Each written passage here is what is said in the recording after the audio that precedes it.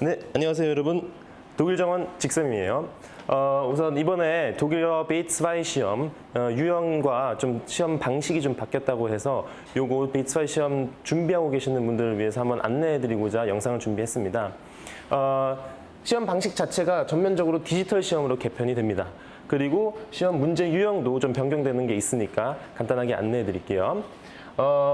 우선 먼저 말씀드려야 되는 점은 뭐냐면은 이게 지금 아예 확정된 건 아니에요. 내년 초 첫 번째 시험부터 적용된다고는 하는데 여태까지 모의 시험을 한 번만 치러본 상황이고 거기에서 나온 내용들을 기반으로 해서 제가 말씀을 드리는 거지만 유형이 좀 바뀔 수도 있다는 점 미리 좀 감안을 해주시고요. 자, 독해 문제부터 보시자면은 기존의 시험의 B2가 유형이 4개였죠. 그게 이제 5개로 바뀝니다. 5개 유형으로 바뀌는데 다른 유형들은 다 유지가 되는데 4번 유형만 좀 많이 바뀌거든요. 기존의 4번 유형이 그 빈칸 뚫려 있는 거를 우리가 아무런 그런 보기 없이 그냥 주관식 내용으로 그냥 글자를 채웠어야 되는 건데 그게 좀 많이 여러분들 어려웠죠. 그게 이번에 좀 예시가 생깁니다. 그래서 여러분들이 빈칸에다 채울 수 있는 그런 예시들이 생겨가지고 그나마 여러분들에게 좀 희소식이라고 볼 수 있는데 그게 그래도 좀 빈칸보다 개수보다는 더 많다고 하니까 조금 조심해서 여러분들 골라주시면 되겠고요. 듣기 1번 같은 경우는 1번 주관식 문제가 없어집니다.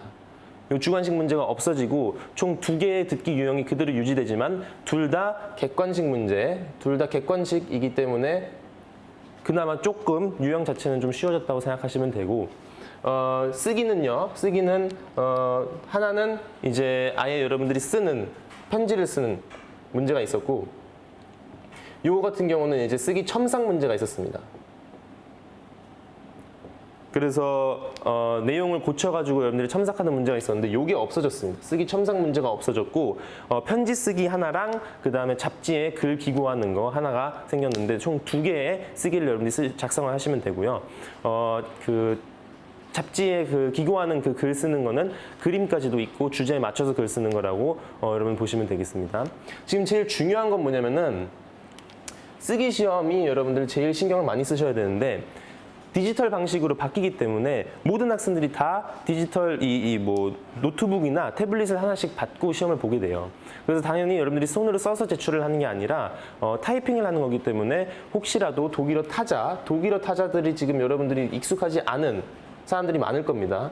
요거를 좀 미리 연습을 하고 들어가시는 게 좋을 겁니다. 왜냐면 umlaut 못 찾고 S세트가 어딘지 모르고 막 뭐 세트랑 윕슬런이랑 자리 바뀌어 있는 거 여러분들 이런 것들 헷갈리기 시작하면 당황해가지고 시험을 못 볼 수도 있으니까 요거를 미리 연습하고 가시는 게 좋을 것 같고요.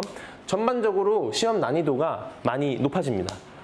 좀 기존에 모의 시험을 봤던 학생들의 말에 의하면은 그 전에 자기가 본인이 B2에 합격했던 것보다 조금 더 내용이 어려워서 요것도 여러분들이 좀 감안을 해주셨으면 좋겠습니다.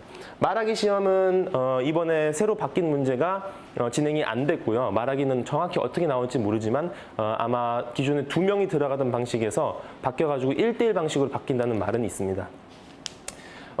지금 전략으로 생각해 주실 수 있는 건 뭐냐면은 이번 달 말까지는 여러분들이 기존에 공부하던 방식으로 시험이 치러지니까 혹시라도 B2가 꼭 필요하신 분들은 이번 달 말까지 최대한 열심히 2~3배 더 노력해가지고 합격하시는 게 좋을 것 같고요. 내년으로 이게 혹시 밀린다.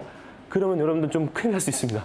새로운 그런 시험 방식 여러분들이 또 좀 적응하고 시험 문제 푸는 게 좀 어려울 수도 있으니까 이번 연도까지 마지막 시험까지 좀 열심히 공부하셔가지고 다들 B2 합격 소식이 들렸으면 좋겠습니다.